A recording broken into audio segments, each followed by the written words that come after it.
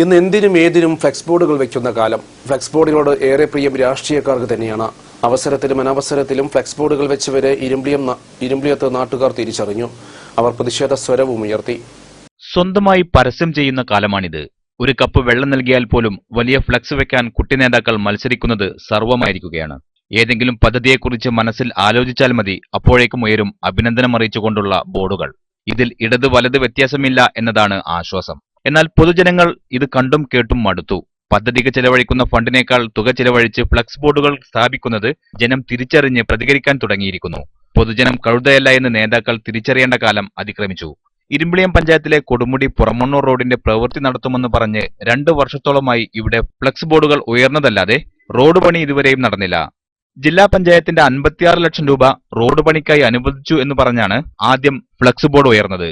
പിന്നീട് 36 ലക്ഷം രൂപ റോഡിനായി അനുവദിച്ചു എന്ന് പറഞ്ഞ് വീണ്ടും ഫ്ലെക്സ് ബോർഡ് പ്രത്യക്ഷപ്പെട്ടു.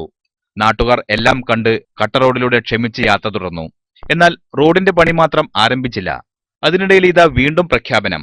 MLA ഫണ്ടിൽ നിന്നും 25 ലക്ഷം രൂപ റോഡിനായി അനുവദിച്ചു എന്നാണ് പുതിയ പ്രഖ്യാപനം.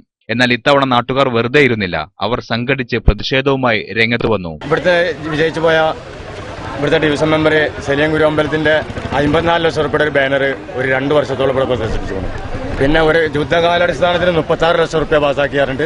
ഒരു 36 ലക്ഷം രൂപയുടെ ബാനർ വങ്ങാട് അതേമാതിരി പുറമണ്ണൂർ ഭാഗങ്ങളിൽ പിന്നെയും പ്രദർശിപ്പിക്കുന്നു. ഈ ബാനർ പ്രദർശിപ്പിക്കാന്നല്ലാതെ ഇവിടെ ഇതിനോടനുബന്ധിച്ചിട്ടുള്ള യാതൊരു പരിപാടി നടന്നിട്ടില്ല. ഈ 90 ലക്ഷം രൂപ എവിടെ പോയി? പിന്നെ പുതിയൊരു നാടകം കൊണ്ട് വന്നിട്ടാണ് 25 ലക്ഷം രൂപ ഇപ്പൊ പാസ്സാക്കിക്കൊണ്ട് MLA ഫണ്ട് നിന്ന്. ഇതേമാതിരി ബാനർ കെട്ടിയാന്നല്ലാതെ ഈ പ്രവൃത്തിയിൽ ഇവിടുത്തെ ജനങ്ങൾക്കും ഇവിടുത്തെ യുവാക്കൾക്കും യാതൊരു പ്രതീക്ഷയില്ല. ഇനി പ്രഖ്യാപനവും ഫ്ലെക്സ് ബോർഡും ഒന്നും വേണ്ടെന്നും റോഡ് പണി നടത്താൻ നടപടി സ്വീകരിക്കണമെന്നും പറഞ്ഞ് അവർ രംഗത്തിറങ്ങി. ഇത് നേരിയ തോതിൽ വാക്കുതർക്കത്തിനും ഇടയാക്കി.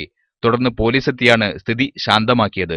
ഏതായാലും പ്രഖ്യാപനവും ഫ്ലെക്സ് ബോർഡ് കൊണ്ടൊന്നും ഇനി കാര്യമില്ലെന്നും ജനം പ്രതികരിക്കാൻ തുടങ്ങിയിരിക്കുന്നുവെന്നും അധികാര തലപ്പത്തിരിക്കുന്നവർ മനസ്സിലാക്കിയാൽ നന്ന്. അല്ലെങ്കിൽ ആം ആദ്മി ഇവിടെയും സംഭവിച്ചേക്കാം. News bureau, Valanchery.